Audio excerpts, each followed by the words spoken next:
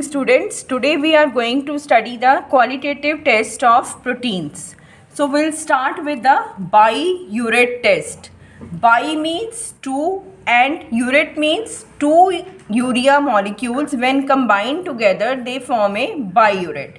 So what happens is when biuret they react with the copper sulfate in the presence of sodium hydroxide, the copper sulfate forms a coordination complex with nitrogen and oxygen atoms of the biuret, which is formed with the two urea molecules. So this is the basis for the biuret test. This is the first initial test in which purple colored biuret complex is formed.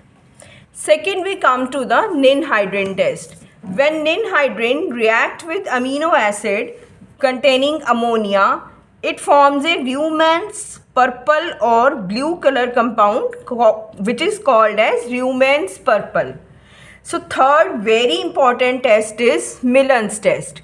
It is also called as mercurial test because in this tyrosine containing protein and mercuric sulfate react together to form a pink colored mercurial compound. So this is specific for the proteins which contain the tyrosine moiety. Next we come to the Hopkins-Call test. It is also called as glycooxylic acid test. It is a test to detect the presence of tryptophan group. So proteins which contain the tryptophan group, when they react with glycooxylic acid and sulfuric acid, they form a violet colored compound. Next we come nitroprusside test. This test is mainly used to for the detection of thiol group. Thiol means the compounds, the groups which contain the sulfur molecule. So this is specific for sulfur containing proteins. When sulfur containing proteins react with the sodium nitroprusside in the presence of ammoniacal solution, they form a red colored compound. Next we come to the Sakaguchi test, which is specific for arginine amino acid in the proteins.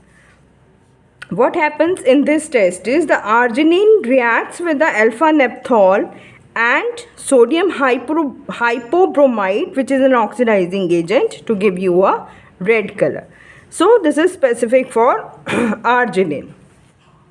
Next is the xanthoprotein test for the aromatic amino acids. Aromatic amino acids which contain the benzene nucleus, benzene ring. So what happens is we do the nitration of aromatic amino acids with the nitric acid. So the proteins which will contain the aromatic amino acid, they react with nitric acid in the presence of sodium hydroxide to give you orange precipitate. So this is specifically for tyrosine and tryptophan moieties because they contain the aromatic amino acids.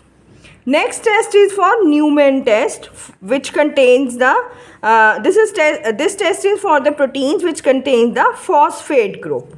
What happens is when proteins react with the ammonium molybdate and sodium hydroxide and nitric acid, ammonium phosphomolybdate, which contains the phosphor group, gives you a canary yellow color. So this is specific for phosphate containing amino acid. Next is the test for sulfur containing amino acids. Wherever the sulfur will be formed, sulfur will be there, we confirm it by the lead acetate test. When sulfur containing proteins react with sodium hydroxide, they form a sodium sulfite, which reacts further with the lead acetate to give you the black precipitate of lead sulfide. And the last test is for tryptophan containing amino acids like your peptone. They react with mercuric sulfate in the presence of formaldehyde to give you a yellow colored compound. So this is specific for the proteins which contain the tryptophan moiety. So thank you all for listening.